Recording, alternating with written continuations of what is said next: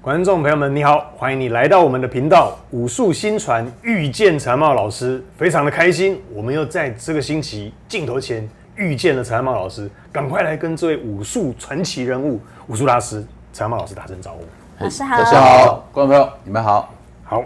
老师，这一题朋友来信询问哈，老师好，这个因为我们前面有几集影片有讲到关于这个做神明契子、契约的弟子这件事，那他在这个影片看了之后，他又想问老师，因为平时有拜母娘、观音佛祖和天上圣母这三尊了哈，那请问可以给一位以上的神明做契子吗？老师，这一题只有你专业的才有办法帮我回答了，谢谢。一般我们在民间信仰里面，为什么会求神明收我们的阳世的子孙做契子？是我们讲说不看生面看佛面，像新生儿如果来让我们取名字，我们会看到他出生的八字，那出生八字他的落地时辰，我如果是长男，但我的出生时辰可能搞不好到次男到三男，那如果是次男，他出生的时辰搞不好跑到三男的地方去，这又小孩子他的落地时辰可以缓推他们的长辈是不是有那个夭折的，男的叫做倒房的，对，女的叫做夭折的，所以男的女的他们用落地时辰不一样，就可以看出我们的长辈。男的会干扰男的，女的会干扰女的，女的就是姑婆啊、姑婆做那种都会干扰，男的搞不好是阿叔、阿伯、舅公、伯公那种都会干扰。那因为时辰显现出他们本家的长者的这种现象，代表他们可能都是从早忙到晚，都拼命在养家活口，在赚钱，在这一个民间习俗里面就比较没有做超拔超度的这一个法会，是以至于。从新生儿可以反射出长者的灵体的不安，那他是我们的本家的灵，你又不能够用扫把把他赶走，所以我们讲说不看生面看佛面。如果民间信仰的，我就会看出这个小孩子他的元神跟哪一个神佛比较有缘。那遇过一个最好玩的是，妈妈拜一种神，爸爸拜另外一种神，奶奶也拜另外一种神，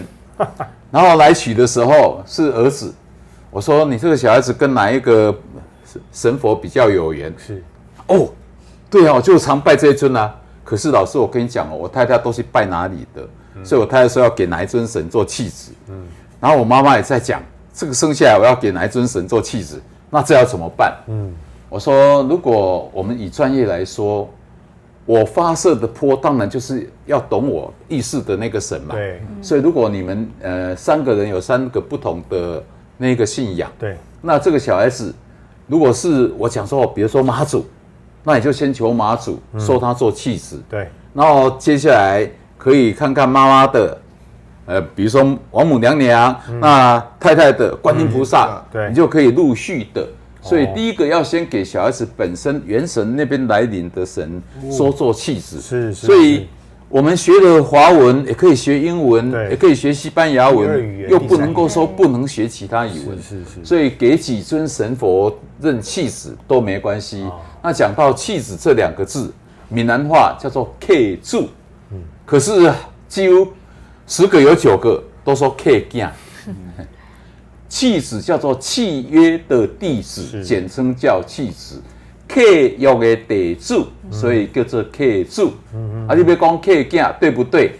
契囝如果对，那孔子的闽南话叫做空囝，大概讲这样就会被人家骂。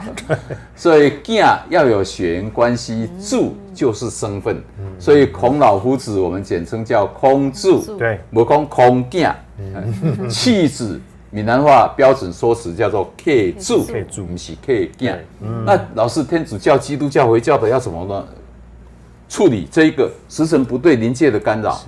如果天主教、基督教你们本身小孩出来还有这种灵体干扰，不好意思哈，可能该做的11奉献，该做的礼拜，或许你们疏于这一个行为。导致我们的先人他们没办法被接引在旁边。我要去可是我的那个杨氏子孙他都没有付钱，我怎么好意思去拿东西来吃？喝红酒吃薄饼，杨氏子孙都不做11奉献，我拿的心不安啊。所以他们怎么敢直接就进去天国的那个国境？但是还是遇到了，我会建议天主教、基督教、回教的这一些，还是不信教的这一些客人，我说那你可以认干爹干妈。